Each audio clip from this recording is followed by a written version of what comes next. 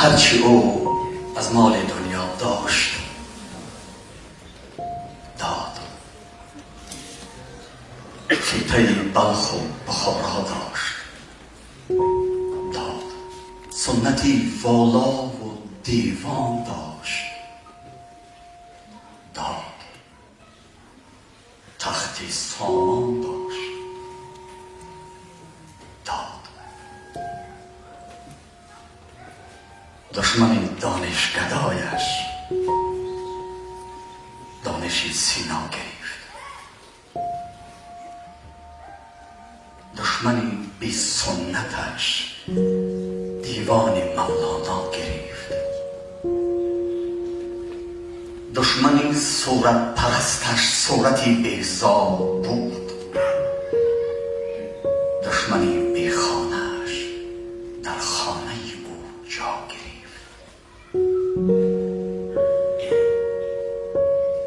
داد او از دست گرزی رستم و سهراب را.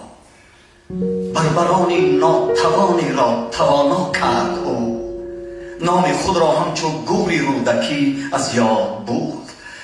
قاتلان خویش را مشهور دنیا کرد. قامتی کوتاهی منقید از منار کله اهل خراسان شد بلند. پستی صحرای قیقچاق از بلندی بدخشان شد بلند. از وطن تا بر کفن هر بود و نابودش کی بود. بر کفن طلب و وطن طلبنده ها بخشید و داد. از وطن تا بر کفن خود را ادا کرد. دشمنی درویش خود را شاه و دارا کرد و خود درویش شد. در میان تنگ چشمانی که چشمی تنگشان را هیچ گنجی پر نمی کرد. 7 خانه رستمش را بر هدر اوستود. 7 گنجی قیمتی افراسیابش را بر هدر ریخت. 7 ملکش را فدا کرد. لیک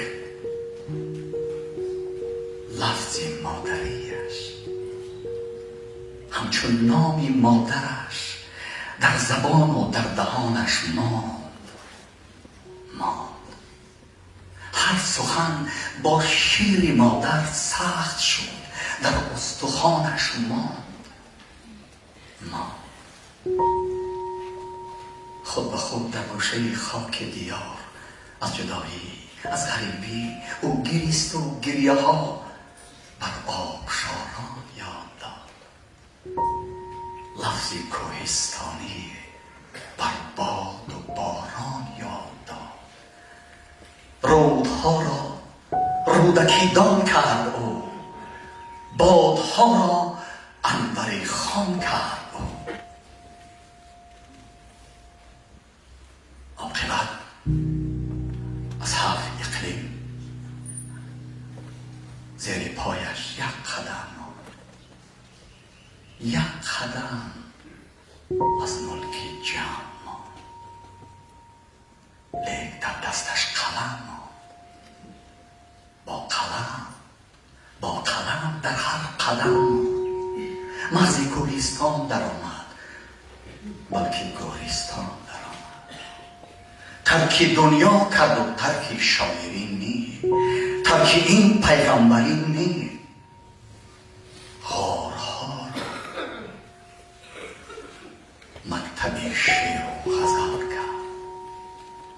در زبان مادری سیر و عمل کرد. جلد دیوان غزل را جلد دیوان ازل کرد.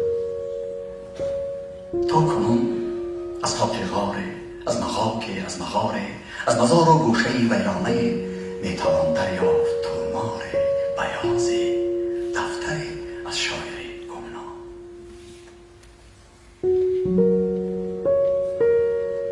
روزی نوآبادیش تاجیک زبان آباد کرد.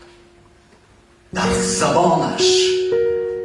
زبانش دولتی بی دولتی بنیاد کرد، دولتی از حرف وزنی، دولتی از شعر رنگین، از چنان شعری که هر یک مصرعش جویه از خون سربازان اوست، تاره نور از آتش‌های زردشتان اوست.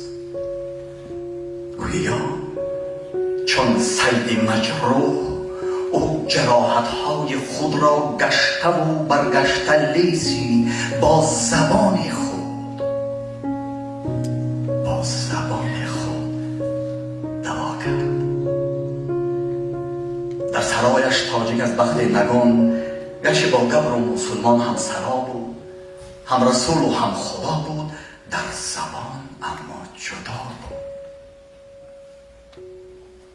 از سری 100 منبر افتادند ناظرهای او تا نفتند از زبان خویشتن، در سری 100 دار جان دادند شاعرهای او تا نفتند بر زمین قدر سخن، تا نفتند بر زمین قدر سخن.